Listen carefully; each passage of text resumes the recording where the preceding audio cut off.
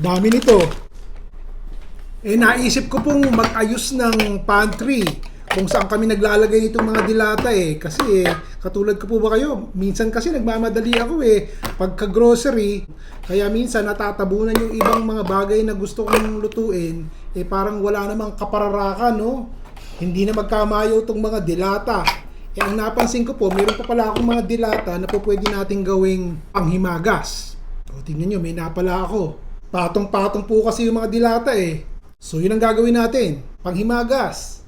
Panghandaan. Dapat salain, tanggalin yung juice. Yun ang peaches. Fruit cocktail.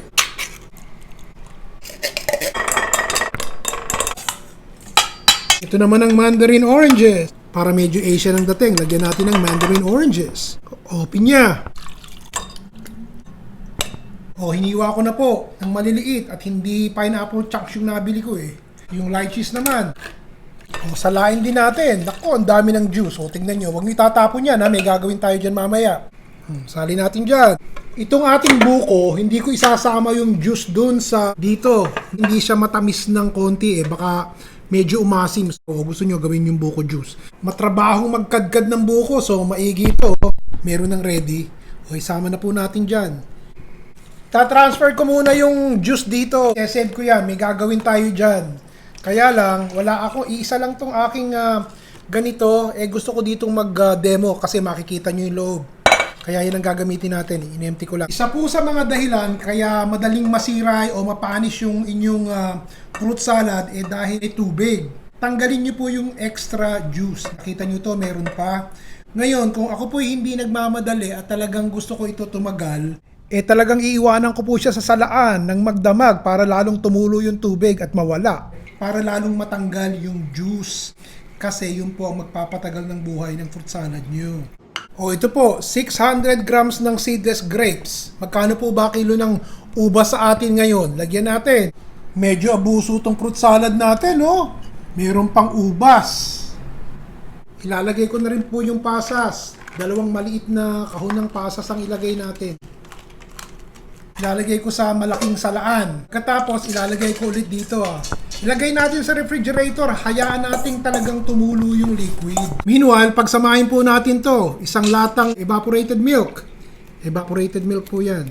Tapos, isang latang condensed milk. Lagay nyo na yung keso. Haluin natin. O yan, nakita niyo po yan, isang magdamagan, isang araw. Ayun, ang extra juice. Napapansin niyo ba, parang kumonte, naging kalahati. Eto po, lagyan na lang natin ng gulaman. Kasi nga, kahapon, kumuha ko ng konti. Pupunta po ako sa church, pinatikim ko yung pastor namin. Kaya yan, kumonti na. So, lagyan natin ng kulay berdeng gulaman para gumanda-ganda ang kulay, very tasty. Extender, bakit hindi? Kalahati lang po ang ilalagay ko dahil yung kalahati gagawin nating buko pandan sa ibang araw.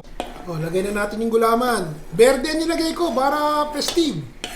Magandang tignan, iba't ibang kulay. Ilagay na po natin lahat. Sama-sama na yung ating sariwa at saka yung dilata. Saka natin ilagay yung ating cream. Tinodo ko na po ang ricado at hindi ko naman madalas gawin to. Napansin nyo ba, wala pong all-purpose cream. Ito na lang po ang gagamitin ko at wala akong mabili sa grocery So, ito ang gagamitin natin. Whipped topping ang nakalagay. Ito po ang itsura ng loob. Frozen to Pero syempre, habang umiinit, natutunaw. Ilalagay natin ito dito sa ating fruit salad. Ganon. Yan. Itodo na natin. Parang sa pakiwari ko po mas mainim tong gamitin kesa sa ating all-purpose cream Tingnan nyo nga Itotodo ko na. Total, nadiin na Ilagay na natin lahat. May natira pa. Sige, todo. Napaka-rich and creamy po itong ating panghimagas. Paalala po sa ating mga kaibigan na seniors Hinay-hinay lang po sa pagkain. Parang dito pa lang, ubos na ang 13th month pay nyo Sandali, plating ako ng plating. Nalimutan ko ilagay yung cherries. Kaya pala parang may kulang, walang kulay pula yung cherries. Eto, lalagyan na natin, nalimutan ko. Babanlawan ko muna siya dahil ayoko nung sumasama itong red color dun sa buong white ng fruit salad, oh. So, banlawan ko muna ng malamig na tubig, tsaka natin isama. Ilalagay ko na yung cherries para may pula. Kapag kasi nilagay nyo kasama yung syrup, nagiging kulay pula yung fruit salad, ayoko nun. Okay na yung medyo may hint ng red color yung ating fruit salad. Tuloy na natin yung plating. O yan, may konting red. Maganda ang dating. May verde, may red, may orange. Minsan na akong nag-serve ng fruit salad sa aking mga private clients as a private chef. Nilagyan ko ng mint leaves. Okay ba?